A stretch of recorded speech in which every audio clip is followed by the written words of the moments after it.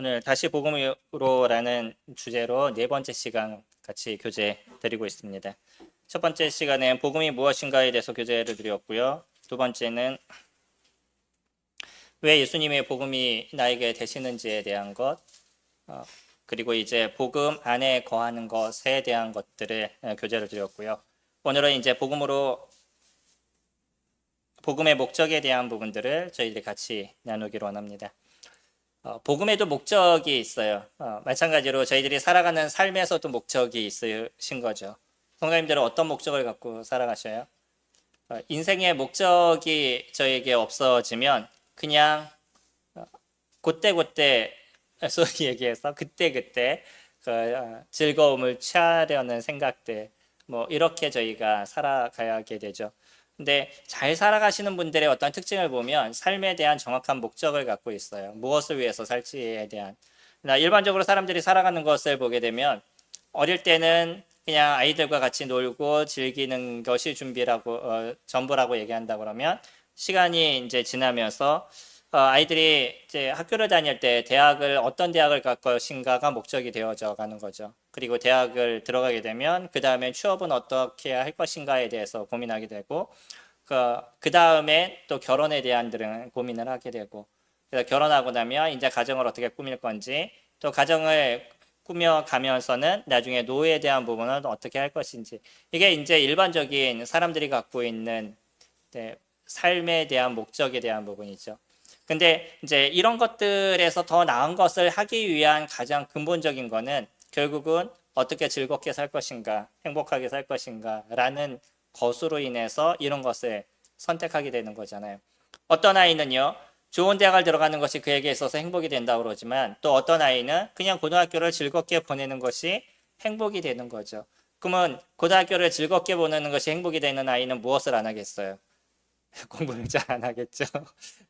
대학을 가는 것이 목적이 되는 친구는 고등학교 때 조금 힘들더라도 대학을 위해서 열심히 공부하는 부분들이 되어져 가겠죠. 그래서 그 사람이 어떠한 목적을 갖고 있느냐에 따라 가지고서는 그 하루를 살아가는 모습이 달라져 가는 거죠.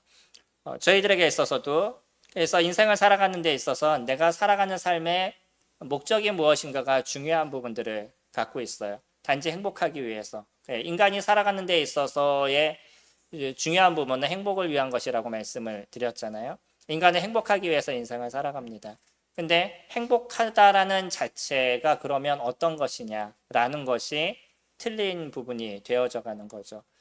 저희들도 행복을 위해서 살아갈 겁니다. 성도님들도 그러지 않으셔요?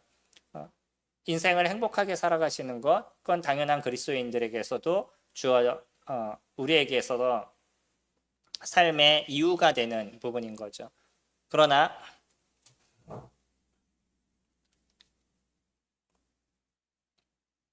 그 행복이 무엇이냐라는 것에 대한 개념에 대한 부분들은 많은 사람들이 다른 부분들을 갖고 있는 거예요. 어떤 사람은 대통령이 되는 것이 그 사람에게 있어서의 행복이 될 수 있는 것이고요. 어떤 사람은 그냥 가정을 잘 꾸미는 것, 좋은 가정을 만드는 것, 이것이 그 사람에게 있어서 행복의 어떤 조건이 되어져 갈 수 있는 거죠. 그래서 우리가 우리 삶의 어떤 목적이 정확하게 정리가 되어져 가면 그 장기적인 목적을 통해서 단기적인 목적이 만들어지죠. 아까 말씀드린 것처럼 행복이 우리에게 있어서 목적이다라고 얘기했을 때 그 행복을 갖기 위해서 단기적으로 좋은 대학에 들어가는 것, 좋은 직장을 얻는 것, 이런 것들이 단기적인 어떤 목적이 또 되어져 가게 되는 거죠. 그래서 우리가 살아가는 데는 사람들마다 이것을 잘 정립해 놓은 사람들이 나름대로 바른 길을 갈 수 있는 부분들이 되어져 가요. 그러잖아요. 어디를 가게 되는데 목적지를 정해놓고 가게 되면 빠르게 가게 되지만, 목적지를 정해놓지 않으면 이쪽으로 갔다 저쪽으로 갔다 막 헤매는 부분들이 될 수밖에 없는 거죠. 저희들의 인생에 대한 부분들도 마찬가지입니다. 우리들의 인생의 목적이 정확하게 정리가 되어져 가면 내가 어느 방향으로 가고 무엇을 할지에 대한 것들이 정립이 되어져 가는 거죠.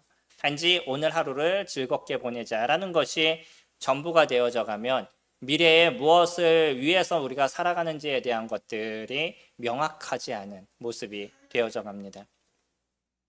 일반적으로 목적이라고 얘기하면요, 어떤 일을 실행하기 위한 방향을 목적이라고 얘기해요. 그런 얘기 많이 들어보셨죠? 목적과 목표.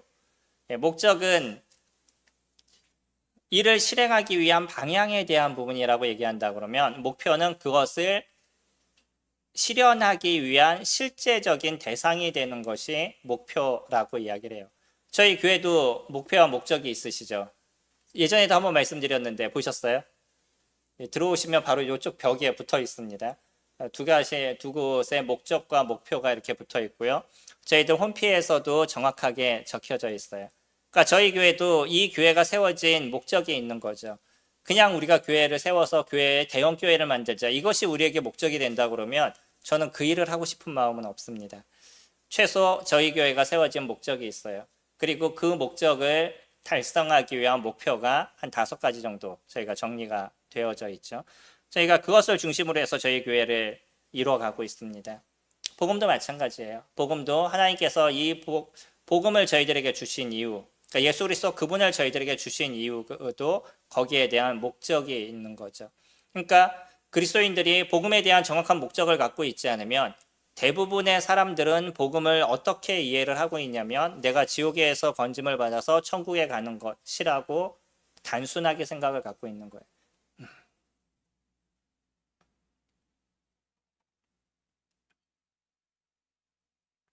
이것을 아니라고 얘기할 수 있는 건 아니죠. 왜냐하면 그건 포함이 되는 겁니다. 그러나 이거는요, 하나님의 계획 안에서는 포함이 되는 것이지 이것이 복음의 목적이 되어가고 있지 않다는 거죠.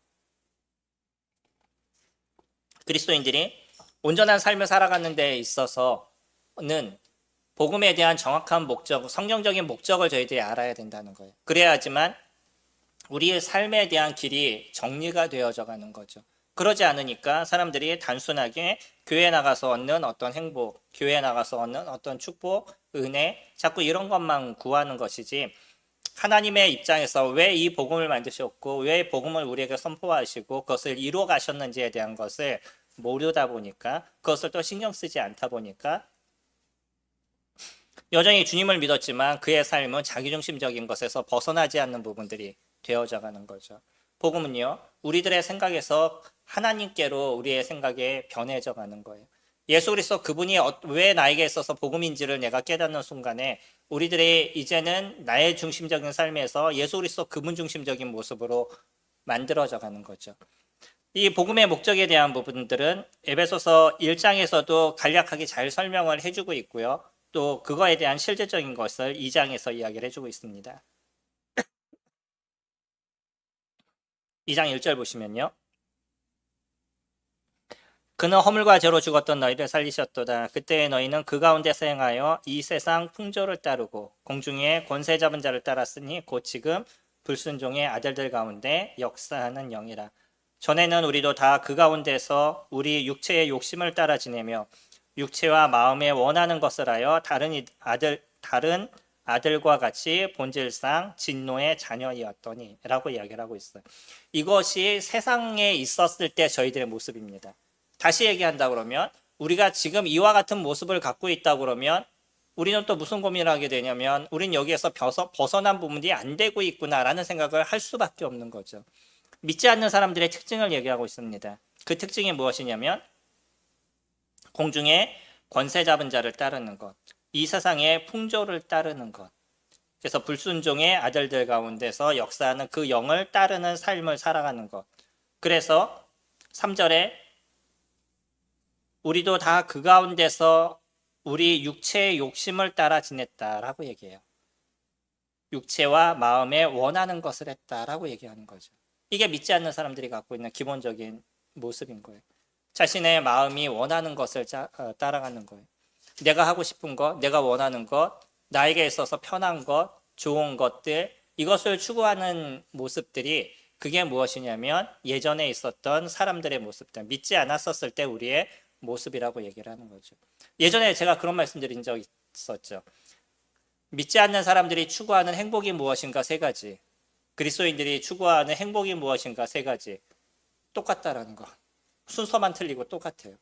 그렇다 그러면 그리스도인들이 갖고 있는 그들이 갖고 있는 믿음이 믿음이라고 얘기할 수 있는 게 아니죠. 다르다고 얘기하잖아요. 당연히 다른 거죠. 그전에는 누구를 쫓았냐면 공중의 권세 잡은 자. 다시 얘기한다 그러면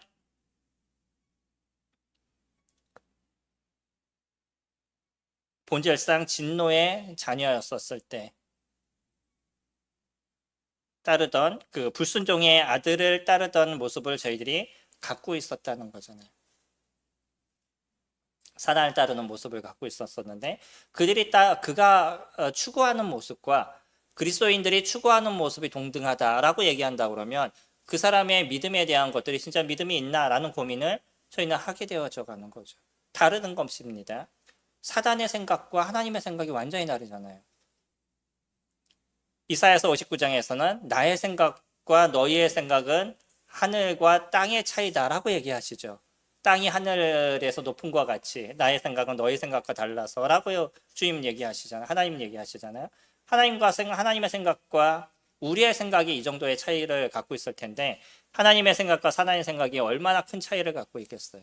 근데 우리가 추구하는 것이 사단이 추구하는 것, 세상 사람들이 추구하는 것과 동일한 추구를 해요. 건강, 돈, 명예, 이것이 우리에게 있어서의 어떤 행복, 자녀, 뭐 이런 것이 행복이라고 얘기를 하죠. 그러면 그리스도인들이 똑같은 것을 찾아서 똑같이 행복이라고 우리가 얘기한다 그러면 우리가 갖고 있는 모습에 뭔가 문제점이 있다는 거예요. 그것을 주님은 지금 저희들에게 얘기하고 있습니다. 복음의 목적이라는 건 사단이 갖고 있는 삶의 목적, 인간이 살아가는 삶의 목적과는 다르다는 것을 저희들에게 이야기를 해주고 계시는 거예요. 4절에 긍휼이 풍성하신 하나님이 우리를 사랑하신 그 큰 사랑을 인하여 허물로 죽은 우리를 그리스도와 함께 살리시고 너희는 은혜로 구원을 얻은 것이다 라고 이야기를 하죠. 허물로 죽었던 저희들을요 누구와 함께 살리셨냐면 그리스도와 함께 살리셨어요. 이것이 어떻게 이루어진 거냐면 긍휼이 풍성하신 하나님께서 우리를 사랑하심으로 인해서 그 큰 사랑으로 인해서 이것을 이루셨다라고 얘기하는 거예요. 그러니까 우리가 예수 그리스도께서 하신 일을 깨닫게 되는 순간에 하나님의 사랑이 얼마나 크셨는지를 저희들이 알게 되는 거죠. 그토록 죄악 가운데 있고 자기중심적이고 자기만을 위해서 살아가고 있는 그런 사람, 이런 사람들이 거듭남을 통해서 그러니까 이런 사람들을 구원하시기 위해서 하나님께서 자신의 하나밖에 없는 아들 예수 그리스도를 저희들에게 주셨다는 것을 저희들이 깨닫는 순간에 하나님이 나를 사랑하신 사랑이 얼마나 놀랍고 크시기에 그의 하나밖에 없으신 예수 그리스도를 저희들에게 주실 수 있을까라는 고민을 저희들이 하게 되는 거죠. 그만큼 또 우리 스스로가 내 자신이 갖고 있는 값어치가 가치가 얼마만큼 크다는 것에 대해서도 고민하게 되는 거죠. 저희들은요 하나님께서 자신의 하나밖에 없는 예수 그리스도 그분과 바꿀 만큼의 가치가 있는 것이 저희였다라고 얘기하신다는 거예요. 그만큼의 사랑을 주님께서 저희들에게 부어주신 거죠. 그 큰 사랑이 얼마만큼의 사랑인지 저희들이 확실하게 측량할 수 없을 정도의 사랑을 갖고 계셔서 그 사랑을 저희들에게 부어주시니까 저희가 이제 저희들의 생각이 이제 내 중심적인 생각에서 누구 중심적인 생각으로 변하냐면 하나님 중심적인 생각으로 변할 수밖에 없는 것이 주님께서 저희들에게 보여주신 이 놀라운 은혜에 대한 부분인 거잖아요. 그리고 나서요 우리를 죄에 대해서 죽은 우리를 예수 그리스도 그분이 죽음을 선택하심으로 인해서 죽음을 이루시고요. 거기서 다시 부활하셔서 우리들도 그 그리스도 그분과 함께 다시 일으킴을 받은 저희들이 되었어요. 그리고 나서 어떻게 하셨냐면 이미 하늘에 앉히시니라고 과거형으로 얘기하고 있어요. 그러면 우리는 지금 어디에 있는 존재냐면 하늘에 있는 존재라는 거예요. 그리스도인들은요 하나님의 눈으로 봤었을 때 이미 거듭남의 모습으로 끝나는 것이 아니라 지금 저희들이 어디에 있는 거냐면 하늘에 앉혀 있는 모습으로 주님께서 보신다는 거예요.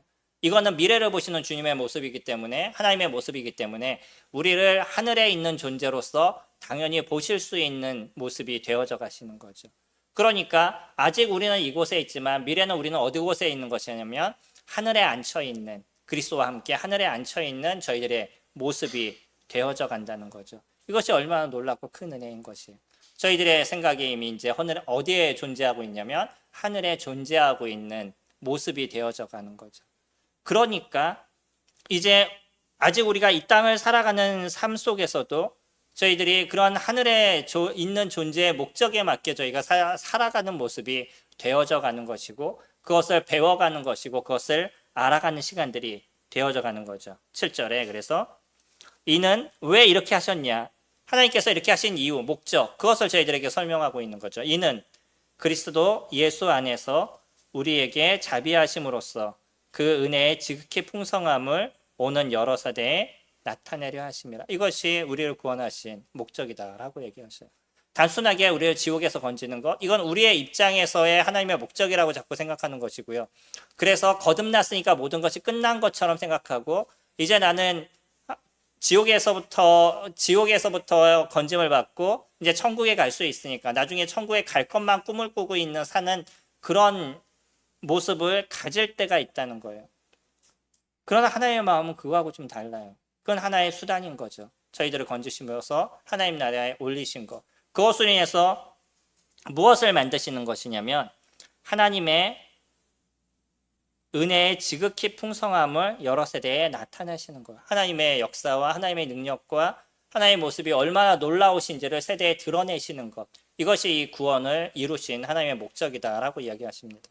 그러니까 복음이 우리에게 존재한 이유인 것이에요. 다시 얘기하면 우리는 하나님께서 이 일을 이루심으로 인해서 지옥에서부터 건짐의 놀라움의 은혜를 저희들이 입었다 그러면 그 목적에 따라서 우리는 어떤 삶을 살아갈 것이냐면 하나님 그분을 드러내고 하나님 그분의 모습을 나타내는 삶을 살아가는 것이 우리의 삶의 목적이 되어져 간다는 거죠.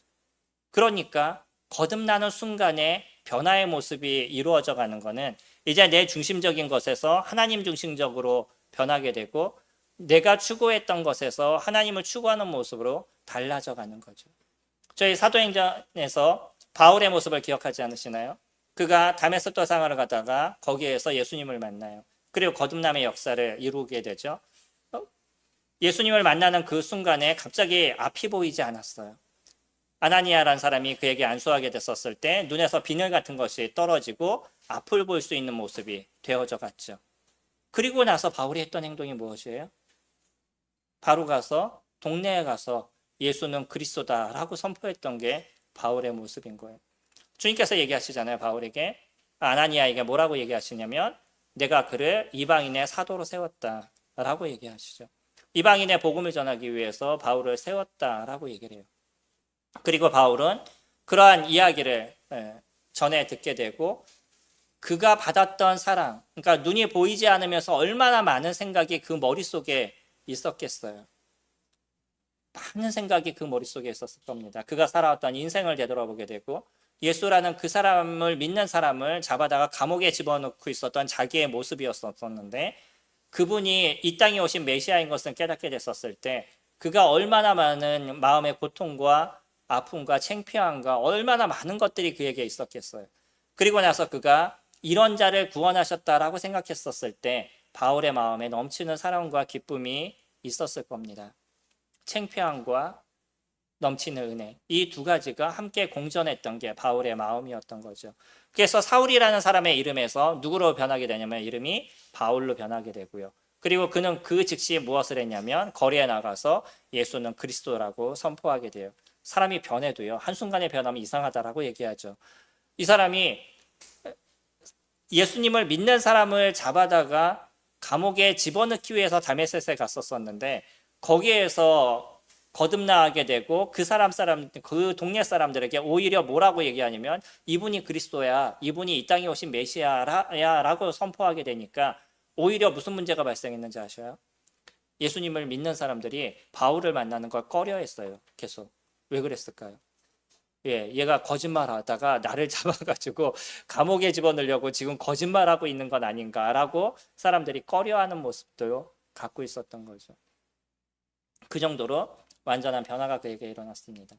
이 완전한 변화라는 거는요, 사실은 아주 단순한 변화인 거예요. 그게 뭐였냐면 자기가 믿었던 그것이 잘못됐다라는 걸 인정하게 되고 예수 그리스도 그분이 메시아임심을 인정했던 이 하나가 그의 삶에 완전한 변화가 일어났다라고 제가 표현하고 있는 거죠. 저희들의 인생도 다를까요? 저희들의 인생도 동일한 거죠. 저희들의 목적이요, 행복을 위한 것이었어요. 그럼 모두가 행복을 위한 삶은 동일한 부분들을 갖고 있습니다. 그리스도인이든 그렇지 않든. 그러나 저희들의 목적이 결국은 무엇이냐면, 많은 사람들의 목적은 이 땅에서 잘 먹고 잘 살자. 이거 기본적인 목적을 갖고 인생을 사람들은 살아가요. 그러면 잘 먹고 잘 사는 것에 대한 그런 목표치는 무엇이냐? 어떤 사람은요, 그 잘 먹고 잘 살한다라고 표현하는 것이 좋은 명예를 갖고 있는 거예요. 어떤 사람은 돈을 갖는 것이고요. 어떤 사람은 가정이 더 좋아지는 것들. 이런 몇 가지 자기가 갖고 있는, 아니면 또 건강하게 오래 사는 것들, 이 몇 가지 갖고 있는 것을 위해서 인생을 살아가는데, 건강이 최고라고 생각하는 사람들은 오늘 운동하는 데 마음을 많이 쓰시게 되겠죠. 아니면 몸이 문제가 생길까 봐 그런 몸을 보호하기 위한 많은 생각들을 가지게 될 거고요. 또 명예가 그 사람에게 있어서 가장 중요한 행복이다라고 생각한다 그러면, 공부에 마음을 갖고 있는 사람들은 더 높은 자리에 더 많은 것을 습득하려고 노력하고 더 많은 라이센스를 얻기 위해서 박사가 되고 그 이상의 것을 드러내기 위해서 노력하는 모습들이 되어져 갈 거고요. 가정이 살아가는 삶의 가장 좋은 부분이다, 행복이다라고 얘기하는 사람은 이 가정을 행복하게 만들기 위한 수단과 방법들, 이런 것이 무엇인지를 생각하고 그것을 만들어가는 모습들이 되어져 갈 거예요. 물론 그리스도인들은 이 모든 것들을 다 하게 될 겁니다. 하지만 그 이유가 무엇이냐, 이것이 달라져 가는 거예요. 그래서 오늘 하루를 살아가는 데 있어서 명예를 얻기 위해서 나는 할 수 있는 것이 무엇일까라는 고민을 하면서 그 하루를 그분은 살아가게 되겠죠. 단지 즐겁게 사는 것이 인생에 있어서는 중요한 거야 라고 생각하면 오늘 하루를 행복하게 살기 위한 방법들을 찾아가시겠죠. 성도님들은 오늘 하루를 행복하시기 위해서 어떠한 것을 선택하셨어요? 저희들은요, 최소 오늘 아침에 무엇을 선택하셨냐면 주님 앞에 예배하는 것을 선택하셨습니다. 왜요? 안 나오면 누가 뭐라고 하니까 나오셨나요? 그러지 않으시잖아요. 오늘 이 시간을 선택하신 이유는요, 내가 하나님 앞에 나오는 것이 나의 삶에 가장 소중하고 중요한 것이다 라고 생각하시기 때문에. 그러면 인생을 살아가는 데 있어서 우리 삶의 목적이 무엇이냐라고 얘기하면 하나님을 위한 삶이라는 기본적인 전제를 성도님들이 갖고 있으니까, 그 속에서 오늘 하루, 주일, 이 시간만큼은 무엇을 위해서 내가 투자하는 거냐면 주님 앞에 나와서 예배하는 것에 난 투자하는 거야 라는 생각을 가지시고 이 자리에 함께 하시게 되신 거죠. 거기에서 이런 부분들이 그리스도인들과 아닌 사람들의 차이입니다. 그러나 이 자리에 나왔다 그래가지고 우리가 모두가 하나님의 목적을 정확하게 알고, 아니면 복음의 목적을 정확하게 알고 이 일을 행한다라고 얘기하지 않아요. 왜냐면요, 어떤 사람은 이 자리에 함께 참여하지만 어떤 마음으로 참여했냐면, 내가 오늘 이 자리에 참여하지 않으면 하나님께서 벌 내리지 않으실까, 혹시 또 다른 문제가 생기지 않을까라는 두려움 가운데 참여하는 경우도 있고요. 내가 오늘 참여하지 않으면 혹시 물질에 문제가 생기지 않을까, 건강에 문제가 생기지 않을까라고 생각해서 예배에 참여하는 경우들도 있어요. 그거는요, 그 사람의 목적이 어디에 놓여 있는 거예요? 네, 자기에게 놓여져 있는 겁니다. 차이가 있는 거예요. 우리가 똑같은 행동을 하고 똑같은 모습을 갖고 있다 그래가지고 그것이 복음에 합당한 삶을 살아가는 사람이냐, 사람이다라고 얘기하지 않는다는 거예요. 똑같은 모습을 갖고 있는 것이 중요한 것이 아니라 그 사람의 마음이 무엇을 갖고 있느냐, 이것이 저희들에게서 중요한 부분인 거죠. 예수 그리스도를 영접하게 되면 그 사람은요, 하나님의 이 놀라우신 은혜를 선포하고 그것을 나타내고 드러내는데 그의 삶의 모습을 투자하게 되어져 있는 거예요. 오늘 하루를 행복하게 살아가는 그 삶의 행복이 무엇이냐면 그리스도를 드러내는 것들, 또 하나님을 나타내는 것들, 이것이 우리에게 있어서 행복이 되어져 가는 거죠. 이것을 알아가는 게 그리스도인의 모습인 거예요. 그것을 배워가는 것이 그리스도인의 모습인 거죠. 주님은요, 이 복음의 목적을 그렇게 설명하고 계셔요. 하나님의 은혜를 여러 세대에 나타내는 것이다.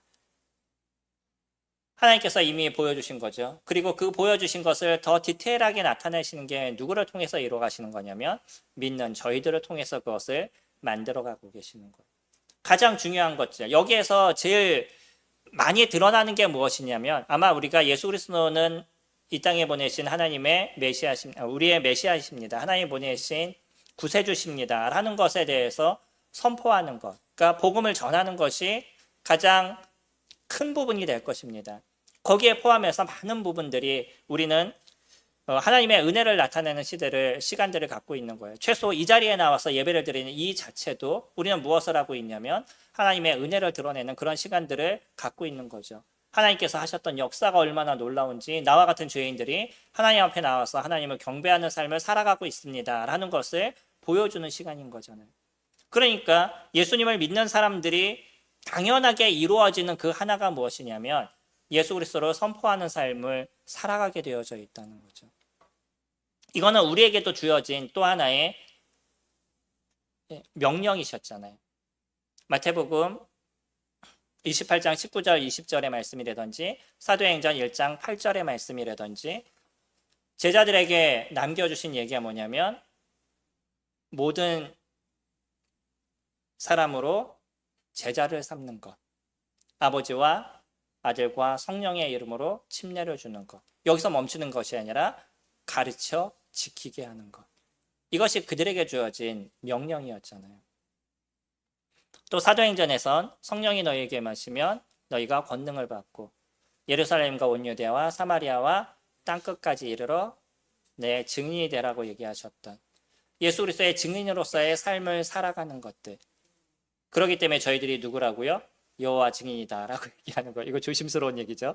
네, 저희는 예수님을 전하는 그리스도의 증인으로서 살아가는 삶을 저희가 살아가고 있습니다. 이게 목적이 당연히 바뀌는 거예요. 예수님을 영접하는 그 순간에 변화의 모습을 저희가 갖는 거죠. 그러니까 한 사람의 구도자를 위해서 교회가 같이 기도하고 그 사람이 주님을 믿게 하기 위해서 많은 수고와 노력들을 하게 되고 헌신을 하게 되고 물질을 드리게 되고 이와 같은 일들을 이루잖아요. 성도님들 아시죠? 저희가 비록 보이지 않는 많은 아이지만 우리 교회에 참여했던 아이들을 위해서 교사들이 얼마나 수고하고 노력하셨는지 함께 하셨던 분들은 그걸 아실 거예요. 하다못해 야외 집회를 가도 야외 집회 끝나고 나면 그 아이들을 위한 간식을 따로 준비하고 아이들이 끝까지 공을 차고 놀게 하고 집까지 마지막까지 데려다주고 그 오랜 시간 그와 같은 수고들을 했어요. 그들이 지금 이 자리에 없다 할지라도 우리는 우리가 해야 될 일을 하는 거예요. 이것이 그리스도인들의 삶인 거죠.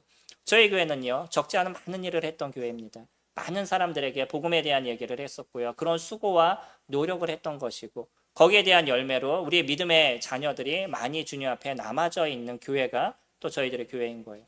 일반적으로 대학교를 가게 되면 아이들 50% 이상이 떠나는 게 현실적인 부분입니다.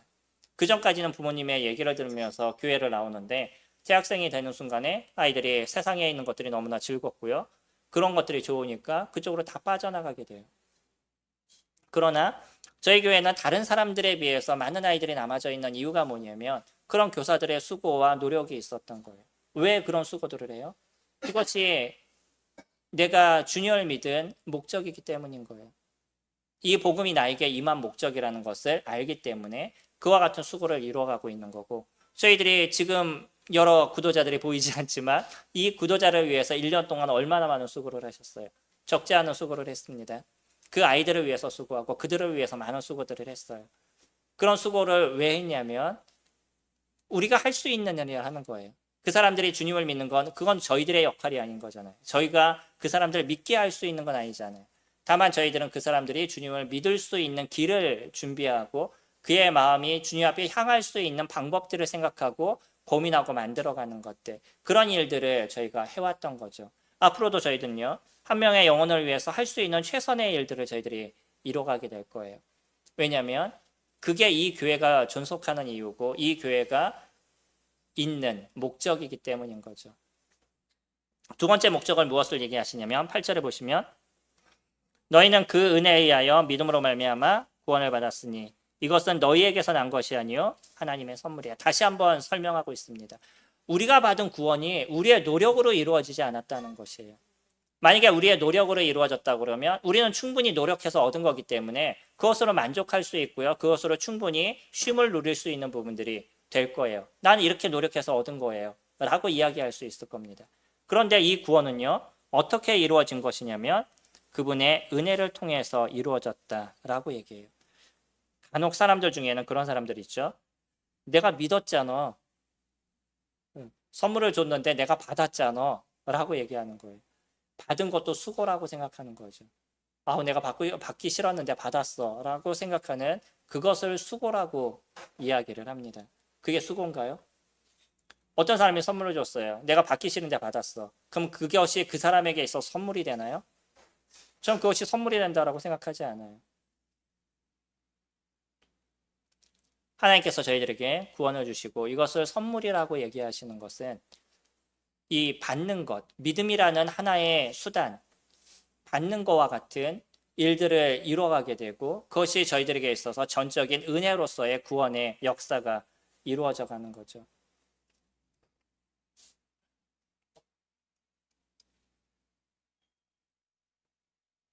그래서 이 구원의 은혜 속에서는 어떤 수고도 저희들에게 포함이 되어 있지 않다라고 얘기합니다. 왜죠? 만약에 예수님이 십자가에서 죽으시지 않으셨다면, 하나님께서 그의 아들을 저희들에게 보내주시지 않으셨다 그러면 이와 같은 구원은 아예 이루어질 수 없는 사건이라는 거예요. 우리가 어떤 수고를 해도 그것은 되어지지 않는 부분인 겁니다. 그렇기 때문에 그거는 우리가 완전한 하나님의 은혜를 통해서 이루어진 것이고, 그래서 9절에 행위에서 난 것이 아니니 이는 누구든지 자랑하지 못한다라고 얘기해요. 어떤 자랑도 저희가 할 수 없습니다. 다만 주님께서 이루신 것에 대해서 감사함의 마음만을 저희들이 드릴 수밖에 없는 거죠. 또 여기에서요 10절에 우리는 그가 만드신 바라 그리스도 예수 안에서 선한 일을 위하여 지으심을 받은 자니 이 일은 하나님이 전에 예비하사 우리로 그 가운데 행하게 하려 하심이다 라고 얘기를 하죠. 왜 이와 같은 일을 했냐면 그 안에 거하는 것, 그 안에서 행하는 것. 어떤 일을 행하는 거냐면 선한 일을 위해서 지음을 받은 이유에 대해서 행하는 것. 이것이 목적이다라고 얘기를 하죠. 구원은요, 그와 같은 목적을 갖고 있습니다. 그것은 뭐냐면 주님의 영광을 위해서 살아가는 것인데 주님의 영광을 위한 건데 우리가 1장에서 잘 보지 않으셨나요?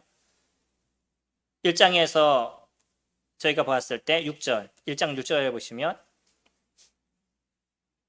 이는 그가 사랑하시는 자 안에서 우리에게 거저 주시는 바 그의 은혜의 영광을 찬송하게 하려 함이다 라고 얘기했죠. 12절 이는 우리가 그리스도 안에서 전부터 바라던 그의 영광의 찬송이 되게 하려 하심이라. 14절 이는 우리 기업의 보증이 되사 그 얻으신 것을 속량하시고 그 영광을 찬송하게 하려 하심이라. 하나님의 목적에 대한 것을 사실은 여기서 정확하게 표현해주고 있어요. 우리를 구원하신 구원의 목적, 이 복음의 목적, 그게 무엇이냐면 하나님의 영광을 찬송하는 것이랍니다. 이거를 조금 더 잘 풀어서 2장에서 지금 저희들에게 설명해주고 있는 거고, 그런 하나님의 영광을 위한 것이 무엇이냐면 그게 7절에서 얘기하는 것처럼 그 은혜의 지극히 풍성함을 여러 세대에 나타내는 것이고요. 또 10절에 얘기하는 것처럼 그리스도 안에서 선한 일을 위해서 지으심을 받았는데 이 선한 일을 위해 그런 일들을 행해 나가는 모습이 되는 것.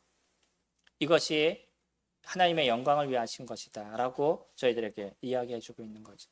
그리스도인들은요 당연히 예수 그리스도를 영접하는 모습으로 인해서 우리들의 삶의 변화들이 일어나게 되는 거잖아요.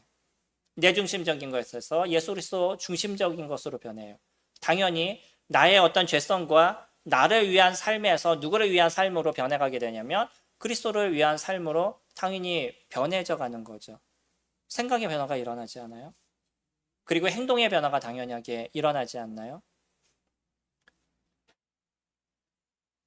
때로는 피곤하시고 힘든 시간이 되셔도 여전히 주님 앞에 나와서 예배하는 시간들을 가져가시잖아요. 이거는 우리의 어떤 변화의 모습이 일어나게 된 거죠. 여기 오시는데 어떤 분은 가까운 곳, 제가 최단거리에 사는 사람은 아니지만 그래도 최단거리에 사는 사람에 속하죠. 제가 아마 여기서 교회를 따지면 그 두 번째에서 세 번째로 가까운 집에 교회가 있는데 그럼에도 불구하고요. 저는 성도님들보다 일찍 교회에 와요. 그러면 성도님들이 집에서 출발하는 시간에 저도 동일하게 출발을 합니다. 교회 와서 준비하는 것들 준비하고 또 성도님들이 왔었을 때 예배를 드리는데 부족함이 없는 부분들을 만들기 위해서 일찍 일부러 교회를 출발하게 되는 거죠. 어떤 분은요, 여기까지 오는 시간에 대한 분들이 길다 보니까 저보다 일찍 오기는 쉽지 않지만 그래도 그 시간들을 투자하시는 거잖아요. 저도 동일하게 성도님들이 좀 더 편하게 하기 위해서 와서 저와 함께 오시는 여러분들이 그런 교회의 준비들을 이루고 예배를 위한 준비들을 이뤄 가시는데 이것도 그와 같은 일을 하는 이유가 뭐냐면 주님의 사랑이 너무나 감사하고 놀랍기 때문에 그런 복음을 위한 삶을 살아가야 되겠다라는 생각 속에서 이루어지는 거죠. 이런 수고들이 우리들 가운데는 다 있는 거예요. 이것이 그리스도인들이 살아가는 삶의 변화가 만들어진 거죠. 이런 것을 무엇이라고 얘기하냐면 선한 일이라고 얘기하는 거예요. 선하다라고 얘기하는 이 자체에 대한 부분은 인간이 생각하고 있는 선하고는 차이가 있다는 걸 생각하셔야 됩니다. 어느 정도 공통적인 부분들이 놓여져 있지만 그러나 하나님의 선하심과 인간의 선하심이 똑같지 않아요. 왜냐하면 인간은요, 자기가 생각하는 선함이라는 자체가 자기중심적이기 때문에 그래요. 그러니까 사람마다 선함이 다릅니다. 근데 이 선하다라는 것이 완전한 것은 하나님이신 거예요. 예수 그리스도 그분이신 거죠. 그러니까 우리들의 생각이 누구의 생각을 닮아가고 누구를 알아가는 시간들을 가져가냐면 예수 그리스도를 배워가고 알아가는 시간들을 가져가시잖아요. 아침에 묵상을 왜 하셔요? 묵상을 하시면 오늘 하루가 잘 될 것 같아서 묵상을 하시나요? 저희들이 아침에 묵상하는 이유는요, 그 말씀을 통해서 주님의 생각을 알고 주님의 생각에 따라서 오늘 하루를 보내겠습니다라는 고백이신 거죠. 그렇게 말씀을 묵상하지 않으면 사단의 생각과 세상적인 것이 나의 생각을 잠식하고 내가 그 속에서 잘못된 행동을 하면서 잘못이 잘못인 것을 모르면서 살아갈 수 있으니까. 욕하는 사람들 속에서 내가 속해 있어 보셔요. 내가 한마디 욕을 했다 그래서 남들이 저를 뭐라 그러나요? 안 그럴 겁니다. 왜요? 다 욕을 하니까. 오히려 나는 잘 안 하니까 그래도 넌 특별해야 라고 얘기할지도 모르겠어요. 근데 하나님께서 뭐라고 얘기하시죠? 그 자체를 금하시는 거잖아요. 그러니까 저희들의 생각이 내 중심적인 선을 찾아가는 것이 아니라 하나님 중심적인 선을 찾아가는 것이고 그 하나님 중심적인 선은 무엇을 통해서 저희들이 배울 수 있냐면 성경을 통해서 배울 수 있고 이 시간 성도님들이 같이 말씀을 듣고 예배드리는 이 시간을 통해서 저희들이 배워가는 거잖아요. 그러면서요, 저희들의 행동의 변화가들이 일어나고 생각의 변화가 일어나고 다른 사람들을 위해서 배려할 수 있는 부분들이 나타나게 되어져요. 이게 선한 일인 거죠. 그리고요, 그 선한 일의 최고봉은 아까 얘기했던 첫 번째 얘기했던 것과 동일하게 무엇이겠어요? 예수 그리스도를 선포하는 일이 될 것입니다. 나의 그 한마디로 한 사람이 주님을 믿었어요. 그것처럼 선한 일이 어디 있겠어요? 이번에도 그 청와대에 지난날 사고로 인해서 고통을 당했던 사람들을 초대해서 그 사람들과 그 간담회를 하는 이야기를 잠깐 이렇게 들었었는데 만약에 그때 조금 더 잘했으면 거기 있는 사람들 중에 구할 수 있는 사람들이 또 많이 있었겠죠. 그럼 그것이 얼마나 큰 선한 일이겠어요. 오성 지하차도에 문제가 있었을 때 한 분은 덤프트럭을 운전하시는 분인데 덤프트럭이 거기서 나오지 못할 정도로 물살이 셌다라고 얘기하더라고요. 전 놀랐어요. 아니 덤프트럭이 거기서 나오지 못한다는 게 이해가 되지 않더라고요. 들어가면서 못 나왔다라는 건 이해가 되는데 거기서 나와서 중턱에 서 있었어요. 거기서 올라오질 못해요. 왜냐하면 앞차가 가지 못하니까 한 번 쓰니까 더 이상은 출발이 안 되는 거예요. 그러니까 이분이 거기에서 했던 행동이 나와서 그 차 위로 올라가서 탈출하는 거였는데 자기 혼자만 탈출하면 되는데 주변에서 이렇게 떠내려가는 사람들을 보니까 그 사람들을 구원한 몇 사람을 구했습니다. 그 한 사람이 나중에 인터뷰하는 것을 이렇게 들었는데 참 귀한 사람이다라는 생각이 들었어요. 그렇게 죽어가는 한 사람만 구해도 얼마나 귀하다라고 저희가 생각해요. 그런데 지옥에 가는 그 사람을 저희들이 구했다라고 얘기한다면 이것처럼 선한 일이 저희들에게 어떻게 있겠어요? 그래서 저희들은 복음을 전하는 것이죠. 이 교회 사람을 채우기 위해서 저희가 복음을 전하는 것이 아닙니다. 한 사람의 구원함을 통해서 그 사람이 천국의 기쁨을 누리고 그리스도의 은혜를 누리고 죄를 얘기하고 사람을 욕하고 사람을 비난했던 그 사람의 입술에서 하나님의 영광을 이야기하고 다른 사람을 배려하는 이야기를 하는 모습으로 변하는 것, 이것이 얼마나 놀랍고 큰 은혜에 대한 부분인 거예요. 저희들 스스로도 그런 변함의 모습들이 일어나는 거죠. 예수 그리스도를 믿고 주님을 알게 됐었을 때 우리들의 입술에 어떤 변화들이 일어나게 되고 다른 사람을 보는 관점의 문제에서 변화가 일어나게 되고 이것이 점점 차이가 나는 모습이 되어져 가는 거죠. 주님을 믿지 않아 보셔요. 교회를 그러고 나눠 보셔요. 10년 전이나 20년 전이나 차이 없는 모습이 될 것입니다. 여전히 열심히 교회 행사는 하고 교회는 이런 것이야 라고 얘기하는지 모르지만 그의 입술에서는 여전히 자기중심적이고 여전히 다른 사람을 비난하고 이런 모습에서 벗어나지 않을 거예요. 근데 주님을 믿는 사람들은요, 나의 어떤 그 잘못된 모습을 버리는 고통과 아픔의 시간들을 가져가게 되고 실수하고 또 다른 사람에게 비난받는 모습이 되어져 가기도 하지만 거기서 벗어나려는 끊임없는 몸부림이 저희들에게 일어나게 되는 거예요. 그리고 나서 조금의 어떤 변화들, 이런 것들이 계속 나타나게 되는 거죠. 이것이 선한 일인 거죠. 나의 삶에 변화가 일어나고 내가 변화하니까 내 주변이 당연히 변화하겠죠. 저희 아버지가 주님을 믿고 나니까 우리들 가족이 주님을 믿을 수 있는 길이 일어나고 예전에 혀를 통해서 했던 그런 분이 이제는 자신의 그 어떤 그 육적인 것들을 하나씩 하나씩 해결하니까 가족에 있는 구성원들이 편안함을 느끼는 부분들이 되어져 가는 거죠. 이게 선한 일인 거죠.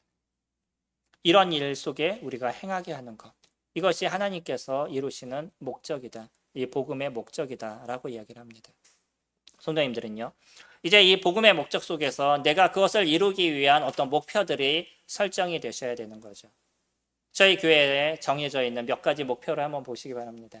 그리고 나서 나는 거기에서 어떤 목표를 설정하신가를 생각하시고 이 복음의 목적을 이루기 위한 나의 목표가 설정이 되면 그 설정을 갖고 또 오늘 하루를 살아가는 모습들이 되어져 가실 거예요. 저도 개인적으로 제가 갖고 있는 목적이 있습니다. 주님의 목적에 따라서 오늘 해야 될 내가 이것을 성취할 수 있는 부분을 만들기 위한 몇 가지 목표를 갖고 있어요.